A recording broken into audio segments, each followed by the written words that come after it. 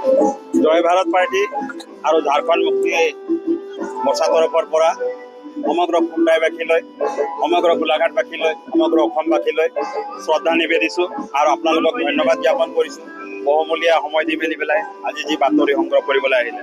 হয়, আজি আমাৰ সকলোৰে শ্ৰদ্ধাৰ মৰমৰ হৃদয়ৰ হেমন্ত সোৰেন ডাঙৰীয়া অৰ্থাৎ ঝাৰখণ্ডৰ মুখ্যমন্ত্ৰী মহোদয় তেখেত আহি আমাৰ এই গোলাঘাট জিলাৰ বুঢ়াবংলা খেলপথাৰত উপস্থিত হ'ব। আপোনালোকে জানে যে 106 নং বিধানসভা সমষ্টিৰ এইবাৰ মই জয় ভাৰত পাৰ্টি আৰু আপোনাৰ ঝাৰখণ্ড মুক্তি মৰ্চাৰ মিত্ৰজোঁটৰ হৈ প্ৰাৰ্থিত্ব আগবঢ়াইছোঁ আৰু তেখেতে আহি মোৰ নিৰ্বাচনী প্ৰচাৰত অংশগ্ৰহণ কৰিব, মোক সহায় সহযোগিতা কৰিছে, আহিব। লগতে কেৱল অকল আদিবাসীৰ কাৰণে নহয়, সমগ্ৰ অসমীয়া জাতিটোৰ কাৰণে তেখেতে চিন্তা কৰিছে। বিশেষকৈ 6 জনগোষ্ঠীৰ কাৰণে তেখেতে চিন্তা কৰিছে, কেনেকৈ 6 জনগোষ্ঠীক আগলৈ লৈ যাব পাৰি, কেনেকৈ চাহ বাগিচাৰ লোকবিলাকক আগত লৈ যাব পাৰি, এই কথাটো চিন্তা কৰিছে। মোৰ লগত তেখেতৰ লগত টেলিফোনিং বাৰ্তাও হৈছে আৰু তেখেতে কৈছেও মোক কৈছেও যে টাই আহোম, মৰাণ মটক, কোচ ৰাজবংশী, চুতীয়া, আদিবাসী চাহ জনগোষ্ঠী সকলো কাৰণে তেখেতে অমিল মিল ভাৱেৰে অসমত এটা প্ৰতিষ্ঠিত ৰূপ দিবলৈ আগবাঢ়ি যাব, যিটো নেকি এই বিজেপি চৰকাৰখনে কৰিব পৰা নাই। কাৰণ বিজেপি চৰকাৰখনে এটা কথা কৈছিল যে তেওঁলোকে ইলেকশ্যনৰ আগে আগে সকলো চাহ শ্ৰমিকসকলক মাটিৰ পট্টা দিম বুলি কৈছিল যে 6 জনগোষ্ঠীক জনজাতিকৰণ দিম বুলি কৈছিল, কিন্তু তেওঁলোকে অপাৰক আৰু নিদিলে। আনকি মজুৰিও আমাৰ বৃদ্ধি কৰা নহ'ল। চাহ বাগিচাৰ মাত্ৰ 250 টকাত আজিলৈকে আবদ্ধ থাকিবলগীয়া হৈছে। আৰু বিশেষকৈ এইবাৰ বিজেপি চৰকাৰখনে হাৰিব এইটোৰ কাৰণে যে আদিত্য ঠাকলাৰী, যিনেকি ট্ৰাইবেল সংঘৰ সাধাৰণ সম্পাদক, তেখেতৰ শ্ৰুতলিপি মতে গৈ কৰি মেলি পেলাই আমাৰ 6 জনগোষ্ঠীক জনজাতিকৰণৰ পৰা বঞ্চিত কৰিলে। কিন্তু আমাৰ চৰকাৰখনে যেতিয়া আহিব, ইয়াৰ কাৰণে আমি যুদ্ধ কৰিম বা আমাৰ যদি কেইবাটাও যদি আমি আসন পাওঁ তেতিয়াহ'লে আমি কাম কৰিম। লগতে এইখিনিতে কৈছোঁ যে আমাৰ হিয়াৰ আমঠু জুবিন গাৰ্গ ডাঙৰীয়াৰ যিটো নেকি আচলতে পৰিকল্পিতভাৱে হত্যা কৰা হ'ল আৰু বিজেপি চৰকাৰখনো স্বীকাৰ কৰিলে যে তেখেতক পৰিকল্পিতভাৱে হত্যা কৰা হৈছে।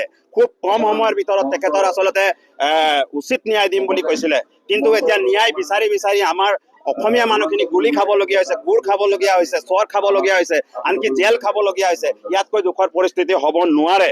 গতিকে আমাৰ JVP আৰু জয় ভাৰতৰ যদি মিত্ৰজোঁটৰ পৰা আমি জয়ী হওঁ, প্ৰথমতে জুবিন গাৰ্গৰ যি ন্যায়, সেই ন্যায়টো কিন্তু আমি দিয়াবৰ কাৰণে নিশ্চয় আমি চেষ্টা কৰিম। আৰু লগতে এটা কথা আপোনালোকক স্পষ্ট কৰিছোঁ যে বিজেপি চৰকাৰখনে CBI তদন্ত বন্ধ কৰি দিছিলে, আমি সেই CBI তদন্ত আকৌ আমি ঘূৰাই লৈ আহিম। আৰু লগতে আমি দেখিছোঁ যে আমাৰ সমাধি ক্ষেত্ৰ, জুবিন গাৰ্গৰ সমাধি ক্ষেত্ৰ একেবাৰে বোকাময় পৰিস্থিতি, ইমান ডাঙৰ, সমগ্ৰ পৃথিৱীয়ে জানে, আজিৰ তাৰিখত সমগ্ৰ পৃথিৱীয়ে জানে জুবিন গাৰ্গৰ বিষয়ে, কিন্তু আজি সমাধি ক্ষেত্ৰখনলৈ আপোনালোকে যাব, বোকাময় পৰিস্থিতি হৈ আছে। এই পৰিস্থিতিটো কিন্তু অমিত নাগে যদি আহে, মোৰ মানে একাষৰীয়াভাৱে হ'লেও মই ধুনীয়াকৈ এটা সমাধি ক্ষেত্ৰ বনাবৰ কাৰণে মই অপ্ৰান্ত চেষ্টা কৰিম আৰু অসমবাসী ৰাইজক মই প্ৰতিশ্ৰুতি প্ৰদান কৰিছোঁ।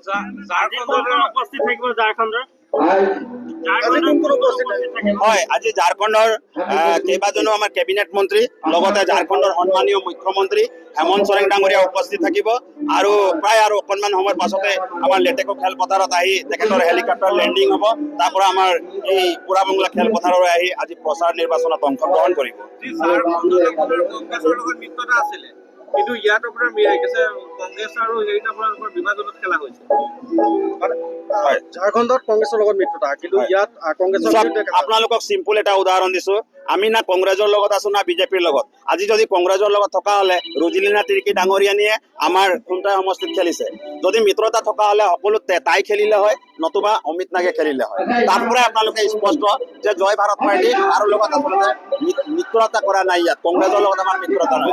আমাৰ জাতীয় মানে আমাৰ যি চেতনা আছে, আমাৰ নিজৰ যি দেশ আছে, তেওঁলোকে যেতিয়া আমাক নেকি সহায় কৰিছে, আমাৰ ৰাইজে যেতিয়া সহায় কৰিছে, আমি একাষৰীয়াকৈ আচলতে অসমত আমি প্ৰতিদ্বন্দ্বিতা আগবঢ়াইছোঁ। কিন্তু মিত্ৰজোঁট হিচাপে ঝাৰখণ্ডৰ পৰা আমি ঝাৰখণ্ড মুক্তি মৰ্চাক আমি লগত লৈছোঁ।